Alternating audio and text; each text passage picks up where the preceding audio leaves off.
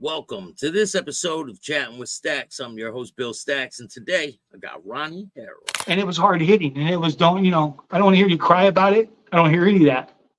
You own it. You did what you did straight. But anyways, they took that book. I'm sure they stole it, and that's fine. They can have it. The majority of them dudes are unhelpable. It's just the reality. Did you ever think that you would uncover this ring in prison? I never look. Before I started trying to program and do all of this stuff, I wasn't on a yard with them dudes. One of them dudes hit the yard. I had them hit and butchered so fast, they wouldn't even make it through R&R before I had shooters on them. They'd be like hiding in the weeds. They'd be hiding with their fake paperwork and things like that, right? Well, hold on one second. I got this little dog. It's a snack for my other one, but it won't shut up. You want me to pause it? Or the freezer? I don't know. But he's just somebody knocked on the door. So it's wild that they were able to do this in prison. Right, they're still doing it because when you get three people that are okay, you take this. It's a Veterans Transition Center in Moreno Valley. Okay, at first because they're near a school, they wouldn't let I call them weirdos. Call them what you will. They wouldn't let none of these screwed up people in that program. Well, now, because of this Jenny Nestler sicko, she's associated with all of them. She prefers to be around them, especially, you can look it up. Mark Wade, look his case up. He's as sick as they come. I'm talking kids under the age of 5 and all that. They're allowing people like that in there. The Ron Self barely survived what they did. He's trying to put his stuff back together now, but he really was in it to help veterans. And they got a bunch of veterans convinced that that's the opposite of what he was trying to do. It's just, it was a weird scene. And, here was my thing. Veterans come to prison. They they come back from the war and they're screwed up, man. They got PTSD. And a lot of them don't tell you. They don't reach out. They don't, none of that. But eventually they start self-medicating. And then when that happens, the job's gone, all of that's gone, even if they're drinking. And especially if they're on drugs, they got to support that habit somehow. So they start doing these crimes. And they're not even criminals, but now they're doing that because they're strung out. And eventually all roads lead to prison on that. So now they're in there, they got PTSD, they've never spoke to nobody. And you got all this violence and weird stuff going on around you, and it's hectic. And now you got PTSD on top of your PTSD, and there's nobody trying to help you. So my main focus first is, first we do at-risk youth, me and Chris Curtis, a shout out to him. First we do at-risk youth, because the best way to keep somebody from coming back to prison is to keep them from going to prison in the first place. So that's our first target. Then we do these vets, try to make these heroes back into the heroes they were, before they went to prison, and it's doable. And then it's the Universal Life Skills Program, which I wrote and run, and that's for everybody else, and they're extensive, intense programs. And I went to college for what I do, and I also went to the School of Hard Knocks. So I know both ends of the story. I know how the professor sees it from behind the desk in the book. And I know how the dope fiend sees it from being strung out like a research monkey and looking at that guy going, you don't know shit, man, you ain't lived it. So that's a dichotomy that I've been able to bring together that really gives me a better perspective than the average individual of what's going on with somebody. Like I know, so you got a drug addict, he's addicted to drugs and all of that. And he's also got these mental health issues. He never sees the mental health doctor at all. He keeps trying to quit drugs, but he always falls off the wagon. Well, you fall off the wagon because you've never dealt with that manic depression. You never dealt with that bipolar trip. You have to deal with them both. So in my book, before you go into addiction recovery, you do co-occurring disorders. And you learn about identifying that you may have a mental health issue. And before you start the addiction recovery, you go and look for help on that. So I've really researched it and done some in-depth stuff on it, When you were first starting your prison bid and going through prison and at your peak of being involved with the craziness, did you ever think you would be at a place you are now, even with helping people in prison? And yeah, you can ask anybody I know. So this woman runs a rehabilitation center and outreach down in Orange County, right? And her old man's in the joint. And he's telling her about this book and all that. They both know me on the streets, right? Back in the day. And she's all right. She gets the book. She's how good it was. And for about 3 months, she doesn't know it's me that wrote it. And finally, she snaps to the fact that, oh, this is really no way. You know what I mean? There's no way this dude's doing this. So, no, I didn't never think this would be me. You know, and my wife had a lot to do with it too. You know what I mean? Yeah. She don't stand for a lot of crap.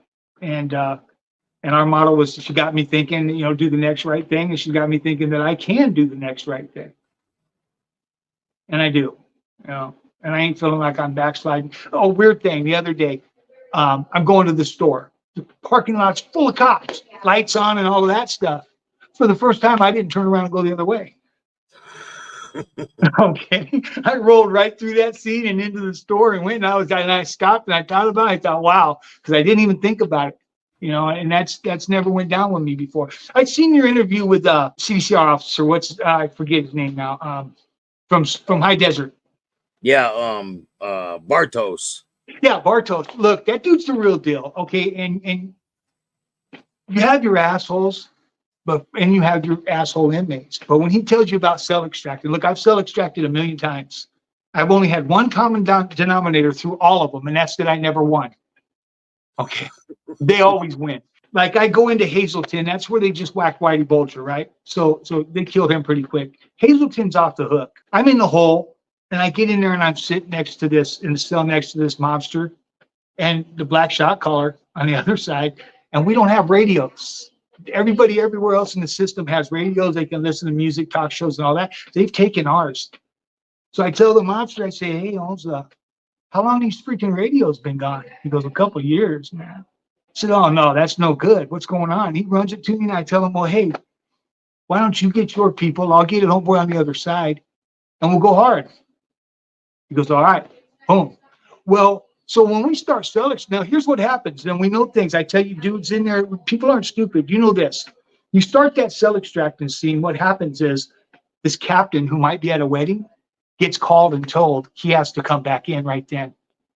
And he has to break off from whatever daughter's wedding he's doing, and he has to come back in there, and very inconvenienced, you know? So they come in mad. Well, they're going from cell to cell, and they got this new tear gas, and they got this thing called a spirit breaker and all that. They're gassing dudes out, you know, and dudes are fighting with them getting out, and some dudes are tapping out, they can't breathe. And they get to my cell, set the camera up, they tell me, Mr. Harrell, are you ready to come out of the cell? And boo, cuff up, and I tell him, I'll cuff your mother up, punk. They look at the camera. Mr. Harrell refuses to come out of his cell. They pop the tear gas. They throw it in the tray slot. It hits me like a shotgun blast to the chest. Boom. Again, he said, Mr. Harrell. And I tell him, didn't I tell you to cuff your mother up, punk?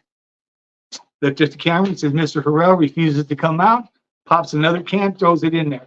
That can flipped me over and knocked the snot right out of my face. All right. I can't breathe. The cell's so full of smoke. I'm on the ground. And I hear it again. Mr. Harrell, are you ready to come out? I come on the ground, drag me out. He goes, let the camera show that Mr. Harrell still refuses to come out. No. And they hit me with 4 of those things, man. And so I'm down in the shoe yard. I'm handcuffed. Well, you know, cuffs aren't nothing. You get out of those in a second. So I take them off. Boom. I tell them, yeah, you ain't getting these motherfuckers. You got to come get them. And the captain now they consider that a weapon because you have the cuff, right? Right. I tell him, you got to come get him, man. And he looks at the cop and he goes, hey, go get the gas. I threw him out of the thing. I said, nah, fuck you. You have those. I'm done with the gas. But then he tells me, well, what's going on? And I tell him, look, Captain, here's the deal. You know it's fucked up. I know it's fucked up, and everybody knows it's fucked up. He goes, and that's the problem, is that everybody knows.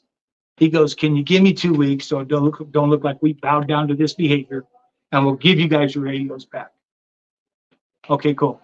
And we got our radios back, but we had to do that.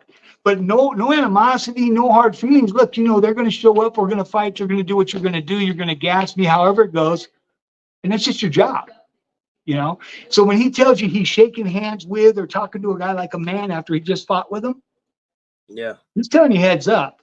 You know, and then there's COs like him that, you know, he's not going to not do his job, but he's not going to do more than his job either. He's not going to treat you like a dog, like a turd. You know, he's going to come at you like a man, and you're going to come at him like a man. and he's not going to treat you like you're a prisoner and I'm a cop. That is blue and this is green. And there's cops like that in there, you know, and they garner the utmost respect. If you just asked for the radios back, they weren't going to give them back. You have to You make a ain't giving statement. them back. No, it ain't happening. It is not happening. You know. Now, what if you guys didn't comply and they said we're not giving the radios? What next? Well, we just do that all the time. We just And keep doing it. yeah, and then there's no rest for anybody. Nobody gets no rest. Nobody gets to go to no weddings. Nobody has no 4th of July barbecues. It's all bad for everybody. No, we're going to win that battle. It's just how much we have to suffer to get there. Captain, fortunately for us, just made us go through the one deal. You know? Thank God, right? Yeah, like in Terre Haute, right? Terre Haute's weird because the hole is down below, death row's up on top, right? So you could be talking to one guy one day through the vent, and the next day see him on the news, and he's over in the green room getting the needle. And Terre Haute, man, I've seen this lieutenant come in at night. Dude had a razor and was threatening stuff. The lieutenant says, "Hey, man, can I have the razor?" Dude said no. He said, "Okay." Shut the tray slot, walked down, got the block gun, walked up, opened the tray slot, shot the dude in the chest, shut the tray slot, walked back out. Left the dude folded over in the cell from that blast to the gut in the chest. Man. Yeah, based on a true story. Terre Haute, how was that place? I've heard a lot of stories about Terre Haute. Well, okay, I call them the murder twins, Timmy and Jeremy, right? And they were Aryan Circle, and I watched them literally cut a dude's head off there with box cutters. I used to call them the murder twins, but Timmy decided to cell extract one day, and he webbed up his cell. He webbed the whole cell up, so they had to cut through it and all of that. And then he took and he made a flame gill, right? Torch, and he had a knife. So, and he's already going to ADX. He already cut this guy head off, Timmy and Jeremy, and we're out on the yard at the time. So they get through this web, and the first guy's got this face shield on, right, with the helmet. Yeah. And he sticks that ball of flame right in between the thing and the guy's face. He runs out of the cell, and Timmy just goes ballistic, and they ran. Boom, shut the door. That's the first one I ever seen get one. And he come out later just cuffed up, snot and all of that. But yeah, he just wanted to go to ADX. He was tired of being there. You see some real crazy stuff. Going through Atlanta, when I was coming back through the second time, across from the I think they're Guatemalians or whatever they are, the Guatemalans. Well, there's two brothers. Guatemalans, yeah. There's two brothers in the cell, and they're in with a Mexican dude. And the Mexican dude don't know they're brothers, and he gets in a little get down with one of them. And they literally cut his heart out and ate it. They were throwing everything against the window, laughing, intestines, all of that. And then when the cops got to the window, they ate the heart. I mean, you never know what you're going to see, when or where you're going to see it, but it's a sick scene. And the thing is, you have to figure out how you're going to move past that. You know, you don't get to think about it. You got to move past that.